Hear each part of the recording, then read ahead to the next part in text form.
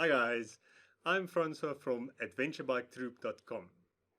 In this video we want to chat about helmets.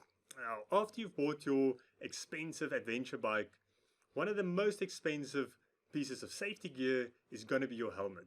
And you always want to buy the best quality helmet you can afford. I mean, it's your life after all. Now, picking the wrong type of helmet for your adventure bike trip can be quite costly if you have to replace it with the right type for you. So knowing a little bit about the different types of helmets can save you a lot of money. So in this video we're going to chat about two main types of helmets. The full face street helmet and the dual sport helmet. Now, I've written a blog post on this. You can check it out at adventurebiketroop.com/which-helmet. It's in the description below as well.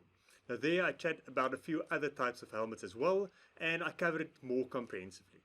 So in this video we're just going to chat about the advantages and the disadvantages of these two main types. So let's start with the full face street helmet. Now the biggest advantage of this is the aerodynamics. Especially if you're going fast on the highway, maybe your adventure bike doesn't have a tall screen, the wind is going to catch you. Now if it's aerodynamic, it's less strenuous on your neck muscles to keep your head straight. And if the wind comes from the side, it's less of a fight to keep your head pointing in the right direction. So it is more comfortable. It's also quieter inside. Because it's shut so tightly with this face shield, it keeps out the weather and the rain very well. And if you close this, it's quiet inside, it's more comfortable. There's less vibration and wind noise because it doesn't have anything on top. It's more aerodynamic.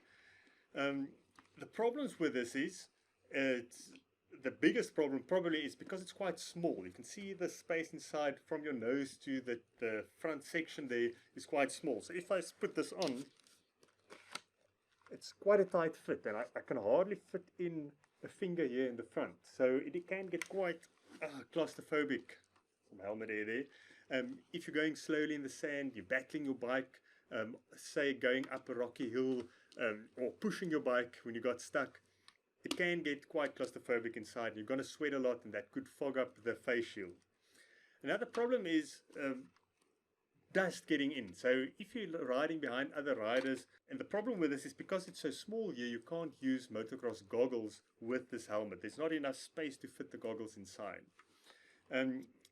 Also, if there's sun from the front, so say you're riding late morning, early afternoon or early evening, and the sun is a little bit above the horizon, there's nothing keeping the sun out of your eyes. So even if it's quite low, you have to use your hand to shield the sun, which is quite annoying.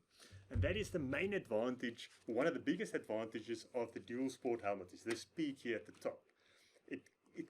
It's very effective at keeping the sun out. So even if the sun is quite low at the horizon and you're riding in the dust behind your mates, you can just tilt your head and you can keep out most of the sun and still hold both hands on the handlebars. Another nice thing about these dual sport helmets is it's much wider, it's much bigger. So this front chin section is much further away from your face, making it more airy inside. There's more airflow as well. It's a much bigger opening. So if you do open the face shield riding slowly in sand, there's a lot more fresh air in your face, cooling you down.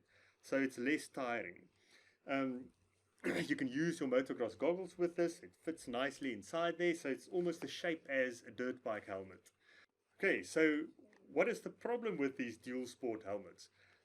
The peak obviously catches quite a lot of wind. So if you're going fast at highway speeds, you don't have a tall windscreen, it could be quite a strain on your neck muscles, and if it comes from the side there could be a vibration and it's much more noisy inside. They don't shut as tightly because there's more space there, wind gets in there, so it's less comfortable than the road helmets if you're going fast.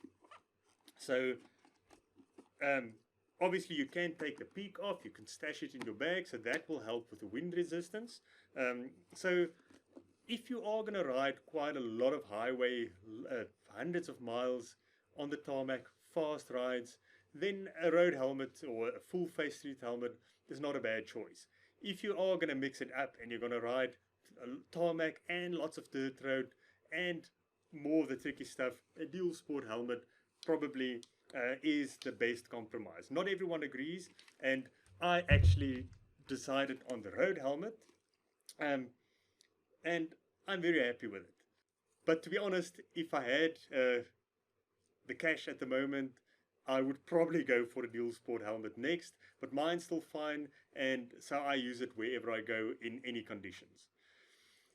Thank you so much for joining us. That's it for this discussion on the different types of helmets for your adventure bike trip. Go check out adventurebiketroop.com/which-helmet for more on which type of helmet is best for adventure bike riding. Cheers, guys.